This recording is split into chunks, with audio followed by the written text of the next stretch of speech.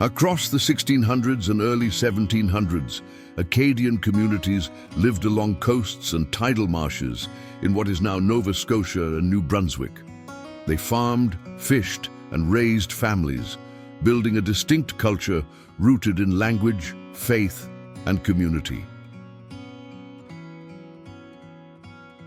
Acadians descended mainly from early French settlers and maintained relationships with Mi'kmaq communities.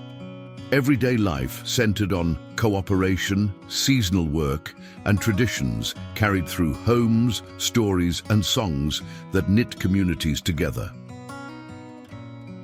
On Fundy shores, Acadians built earthen dikes and wooden sluice gates called abueto, turning salt marsh into fertile fields. The system protected crops from tides and created remarkably productive farmland admired for its practicality and care. By the mid-1700s, the region lay between competing French and British interests. With global wars moving through Atlantic colonies, neutrality became fragile. Communities faced pressure to pick sides during an era when borders and loyalties shifted quickly. Authorities asked Acadians to swear unconditional loyalty to the British Crown in wartime. Many sought a limited oath, expressing fidelity as subjects without being forced to fight against French kin or indigenous allies.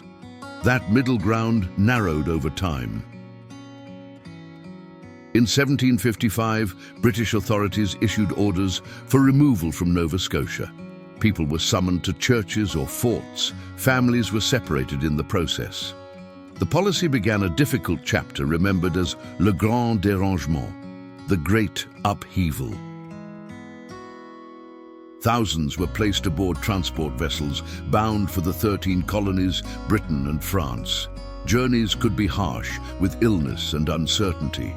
Records describe fear, faith and hope carried together on crowded decks.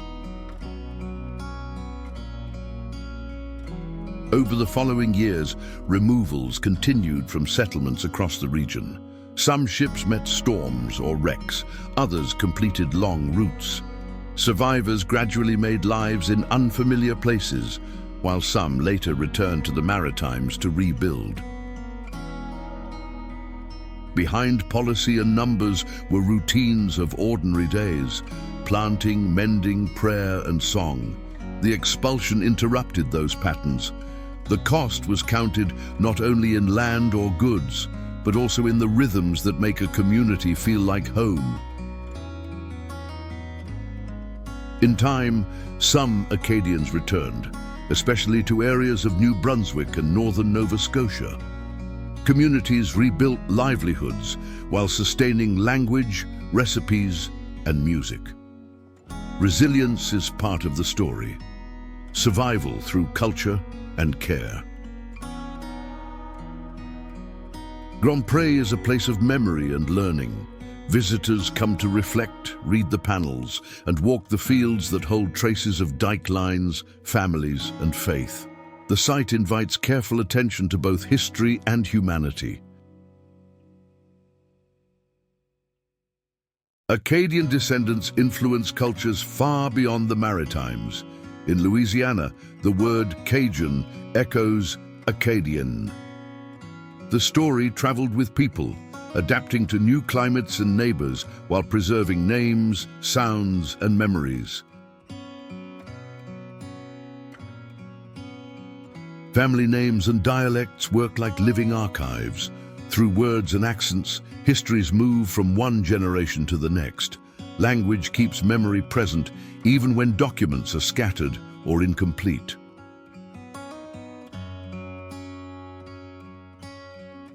Parish life, community gatherings, and shared labor shaped many settlements. Faith practices, seasonal feasts, and music offered mutual support.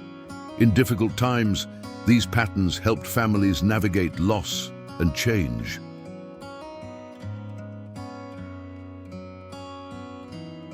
Discussing the expulsion calls for careful language. The historical record shows forced removal and harm. Remembering with respect honors those who endured, and it helps us meet the past without turning suffering into spectacle. Oral histories mention valuables hidden before deportation, coins, silver, gold, church items, meant to be recovered later. Historians have not verified a single large treasure trove. The stories persist as family memories and the occasional small finds. Legends can carry grief and hope at once. They keep a promise to return, to rebuild, and to remember what was taken. Whether treasure is found or not, the stories themselves hold meaning for descendants and neighbors. Coastlines still hold clues, place names, dike lines, and archaeological hints of fields and homes. Landscapes remember, especially where tides and marshes reveal layers built by patient work over centuries. We learn from letters, council minutes, parish registers, ship lists, and family stories. Each source has limits. Together, they outline events while leaving space for questions that communities continue to explore.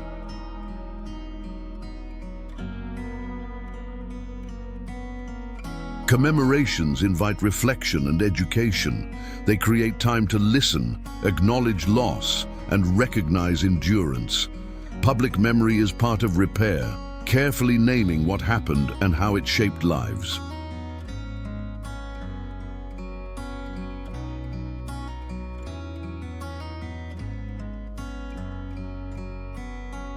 Culture is sustained by practice, cooking, storytelling, festivals, and song.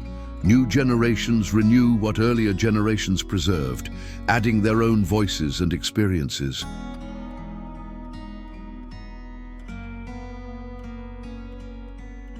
History asks us to listen with empathy and precision. It also asks that Acadian communities lead the telling of their own stories, especially when accounts differ or gaps remain.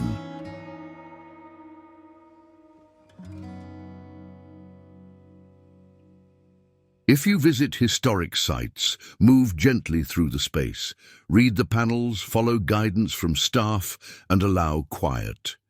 These are places of remembrance as well as learning.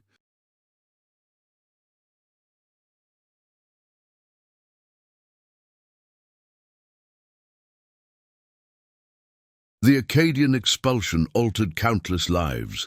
Remembering with care honors those who endured and helps us build communities where neighbors can grow, speak, and thrive without fear.